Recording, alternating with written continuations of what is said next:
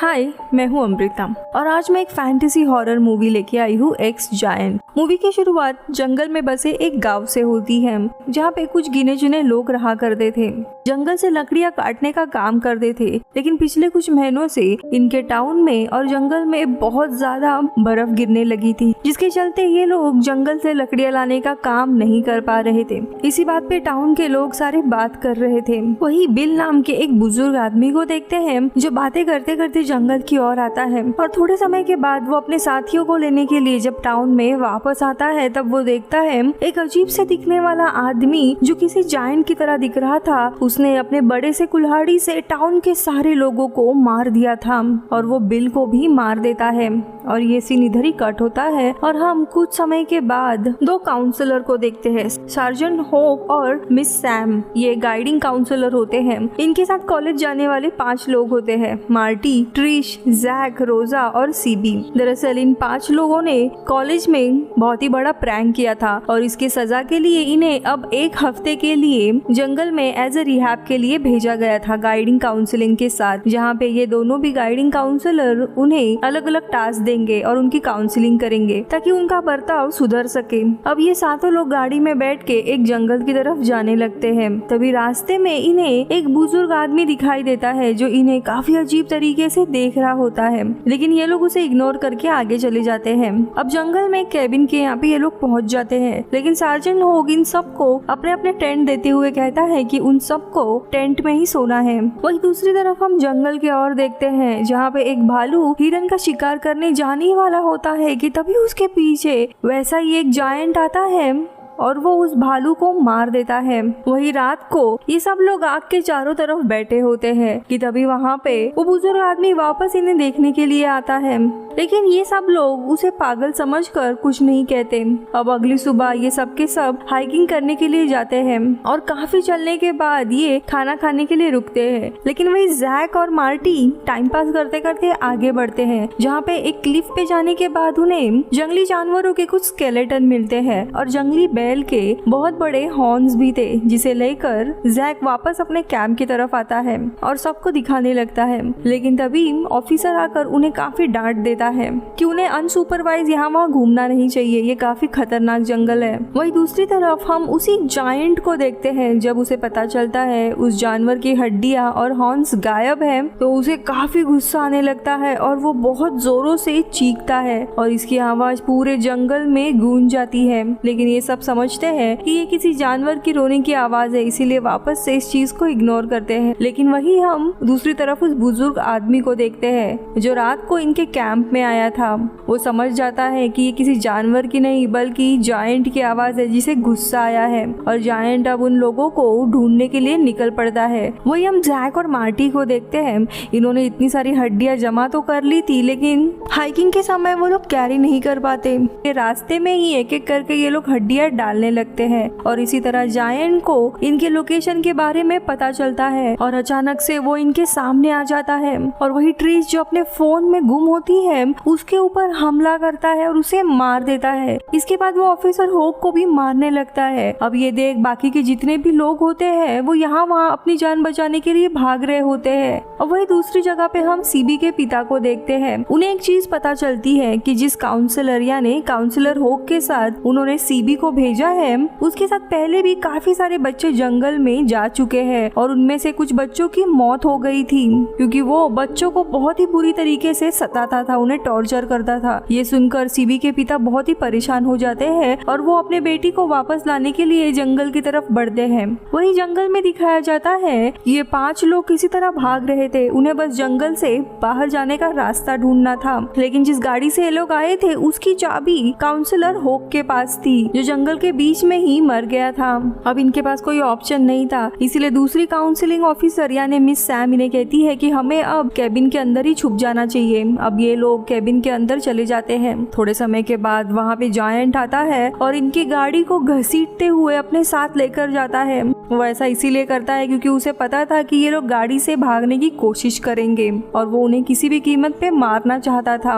अब थोड़े समय के बाद हम उसी बुजुर्ग इंसान को देखते हैं और वो काफी डरते हुए केबिन तक आ पहुंचता है। अब ये लोग उसे केबिन के अंदर ले लेते हैं वो आदमी इन्हें बताता है कि मैं काफी टाइम से इस जंगल में रह रहा हूँ, तुम लोगों में से जरूर किसी ने कुछ ना कुछ किया है जिसके कारण जायंट बहुत ही गुस्सा हुआ है और इसी वजह से वो तुम्हें मारना चाहता है।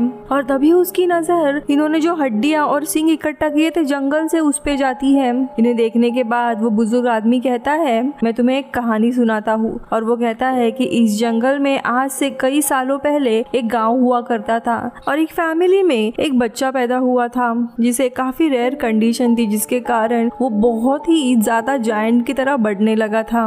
वो बाकी बच्चों से काफी अलग था। इस लड़के का नाम बुनियान था। अब कोई भी बच्चे उसके साथ दोस्ती करने के लिए तैयार नहीं थे, इसीलिए उसकी दोस्ती एक जंगली बैल के साथ हुई थी। दरअसल ये जंगली बैल भी उसी की तरह वो भी बहुत ही बड़ा हो रहा था। ये दोनों भी काफी अच्छे दोस्त होते हैं। लेकिन एक दिन इस गाँव के लोगों ने उस बैल का शिकार किया था और उसे मारकर ये लोग खाने के लिए जा रहे थे। जब ये बात उस जायंट यानी बुनियान को पता चली तब उसे काफी गुस्सा आया था और उसने अपने बहुत ही बड़े कुल्हाड़ी के मदद से सारे गांव वालों को मार दिया था। यही सीन हमने स्टार्टिंग में देखा था, जिसके कारण जितने भी बचे कुचे लोग होते हैं गांव के, उन्होंने बुनियानिया ने उस जायंट को एक माइन में बंद कर दिया था और उस माइन को बम से उड़ा दिया। अब सब लोग यही सोच रहे थे कि वो जायंट मारा गया होगा, लेकिन वो जिंदा था। वो फिर इस टाउन से काफी दूर जंगल के दूसरे छोर पे चला गया था और एक पहाड़ी पे जाकर उसने अपने खास दोस्त यानी उस बैल की एक कब्र बनाई थी और उसी पे उसके कुछ हड्डियां और सींग रखे थे। तय जैक ने उन्हीं हड्डियां और सींग को उठाकर वो यहाँ लेके आया था। वो बुजुर्ग आदमी बताता है जायंट के बैल की वो कब्र थी और इसीलिए अब वो तुम्हें मारना चाहता है। और यहाँ पे हमें पता चलता है ये बुजुर्ग इंसान और कोई नहीं बल्कि वही बिल है जिसे स्टार्टिंग में हमने देखा था।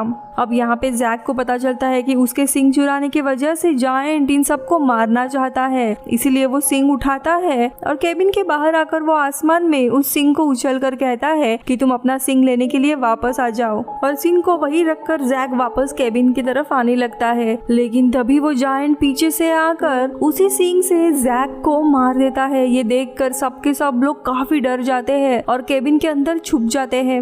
वही हम सीबी के पिता को देखते हैं जो अपने बेटी को लेने के लिए जंगल तक पहुंच चुके थे। तो वहाँ पे उन्हें एक बहुत बड़े पेड़ पर एक निशान दिखाई देता है और वो समझ जाते हैं कि यहाँ पर कुछ न कुछ गड़बड़ है और वो उस काउंसलर की डेड बॉडी को भी देख लेते हैं। ये सब कुछ देख के वो काफी डिस्टर्ब होते हैं और इसीलिए अपनी बेटी सीबी को बचाने के लिए वो आगे बढ़ते हैं। वो यहाँ अपने रेडियो से पुलिस वालों से मदद मांगने की कोशिश करते हैं, लेकिन रेडियो की फ्रीक्वेंसी पुलिस स्टेशन में नहीं बल्कि एक बार में कनेक्ट हो जाती है जहाँ पर सभी लोग उनके मैसेज को सुन लेते हैं। वही जंगल में जब ये बहुत देर तक केबिन से बाहर नहीं निकलते तो केबिन के ऊपर जायंट हमला कर देता है और वहाँ से रोजा को बाहर निकालकर उसे मार देता है। अब इससे पहले कि जायंट बाकी लोगों को मारता, मिस सैम उसकी आंख पर गोली मार देती है और ये सब लोग यहाँ से भागने लगते हैं, पर जायंट अभी भी इन्हें मारने के लिए इनका पीछा कर रहा होता है। लेकिन तब तक सीबी के पिता वहाँ तक पहुँच जाते हैं और जायंट के ऊपर हमला कर देते हैं। अब यहाँ पे जायंट जख्मी होकर उसी केबिन के ऊपर गिर जाता है, जिससे केबिन पूरी तरीके से तहस महस हो जाती है। अब इससे पहले कि ये सब लोग यहाँ से भागते,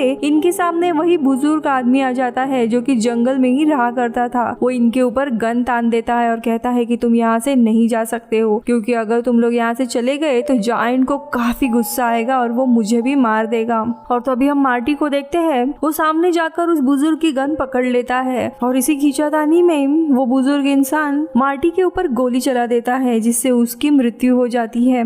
लेकिन तब तक जायंट को होश आता है और वो अपनी कुल्हाड़ी इनकी तरफ फेंकता है और ये कुल्हाड़ी उस बुजुर्ग आदमी को लगती है और उसकी मौत हो जाती है। अब यहाँ पे सीबी, उसके पिता और ऑफिसर सैम यहाँ से भागते हुए गाड़ी से निकल जाते हैं, लेकिन जायंट अभी भी उनका पीछा कर रहा होता है और सीबी के पिता गाड़ी के पीछे बैठकर उसके ऊपर गोलियां चला रहे थे, लेकिन गोलियों का उसके ऊपर कुछ भी असर नहीं होता। तभी सीबी का ध्यान भटक जाता है और गाड़ी का एक्सीडेंट हो जाता है और अब ये सब के सब यहाँ से जायंट से बचते हुए भागते हैं और एक नदी के ऊपर बने हुए फुट ब्रिज पर फंस जाते हैं, क्योंकि आगे का रास्ता बंद था और पीछे जायंट आ रहा था। अब जायंट इन्हें मारने के लिए इनकी तरफ बढ़ता है, पर इससे पहले वो मारता यहाँ पर बाहर के जो भी लोग होते हैं और कुछ मिलिट्री के ऑफिसर पहुंच जाते हैं। इन लोगों ने सीबी के पिता का मैसेज सुन लिया था और इन्हें बचाने के लिए ये लोग आते हैं और सबके सब मिलकर जायंट पर लगातार गोलियां चलाते हैं, जिससे वो बुरी तरीके से जख्मी हो जाता है और नीचे नदी में गिर जाता है और इसी तरह ये जायंट खत्म हो जाता है। सीबी, उसके पिता